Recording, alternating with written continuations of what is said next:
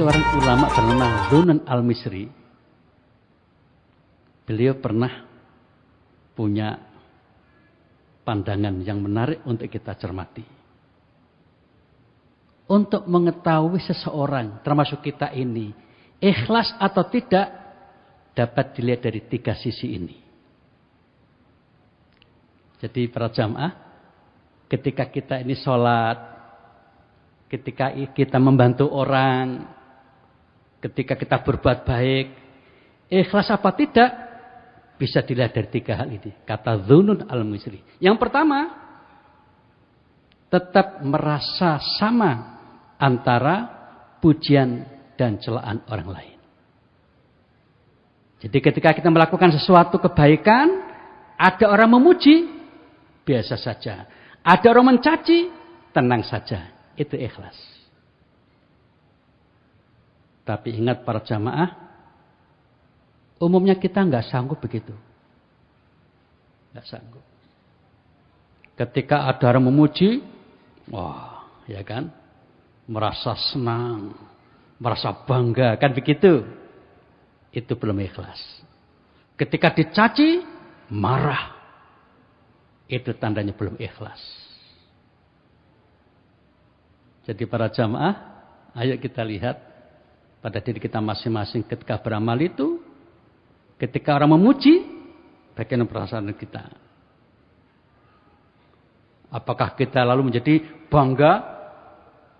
Dalam bahasa pelawak itu, aku kok, nah, gitu. Bagaimana itu? Jadi inilah kondisi orang ikhlas itu. Tenang, tegas, mantap. Orang memuji, silahkan, monggo. Mencaci, monggo.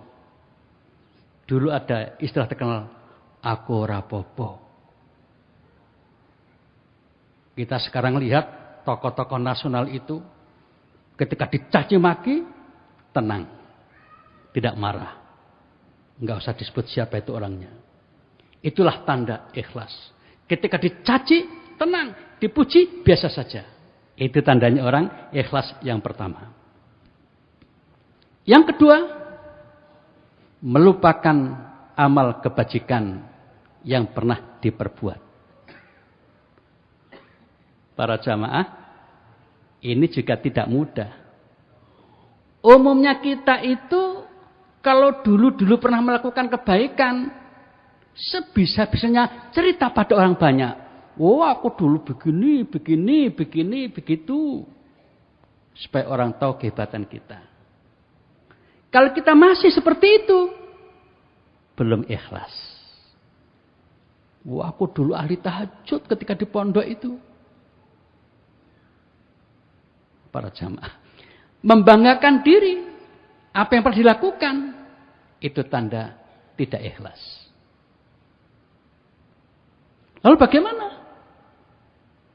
Yang sudah, biarlah sudah. Tidak usah ditunjukkan pada orang. Kecuali kalau ada orang bertanya dan memerlukan pengalaman kita, sampaikan seperlunya sesuai kebutuhan. Orang tidak tanya, kita cerita, wah aku begini orangnya, bisa begini, bisa begitu. Tidak usah. Mengurangi nilai keikhlasan kita. Dan yang ketiga, kata Dhunun Al-Misri adalah melupakan haknya untuk pahalanya di akhirat. Dia tahu bahwa melakukan kebaikan itu akan dapat pahala, kan begitu. Siapa yang sholat jamaah isya, kayak tadi itu, dia akan dapat pahala seperti sholat malam separuh waktu malam. Jadi kalau malam ini jumlahnya, misalnya kita ngitung mulai habis isya ya, jam 7 sampai jam 4. Berarti 5 ditambah 4, kurang lebih 8 atau 9 jam semalam itu. Jadi kalau kita sholat berjamaah itu, pahalanya sama dengan sholat tahajud 4 jam. Padahal kita itu kalau sholat tahajud umumnya ya setengah jam hingga 1 jam. Coba kalau tarawih itu berapa lama itu? Yang 11 rakaat itu. Umumnya setengah jam. sak buanter-bantere, sak suwe-suwene 1 jam.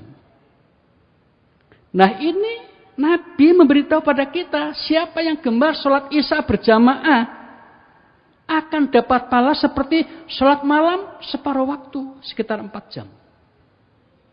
Dan siapa yang suka sholat subuh berjamaah, dia akan dapat pahala seperti sholat malam semalam suntuk, sekitar 8-9 jam. Itu Nabi yang bersabda. Ingin motivasi kita agar kita senang datang ke masjid, sholat berjamaah. Jamaah isya, jamaah subuh.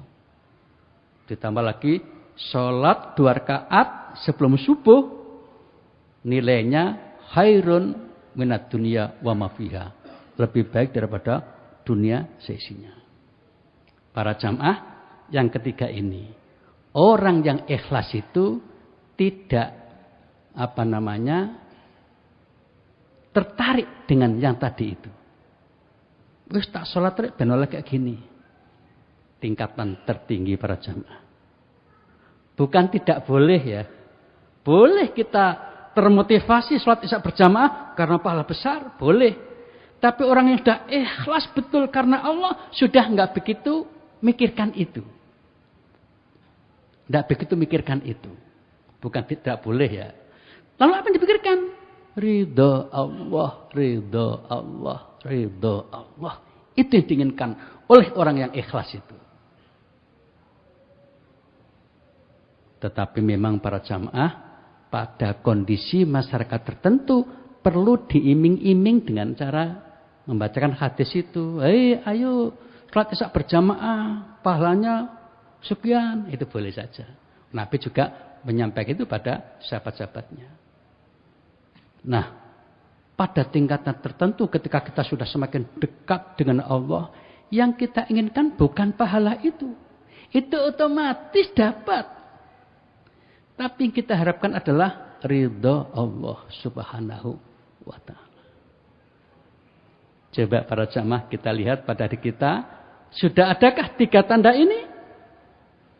Ketika ada yang memuji, tenang.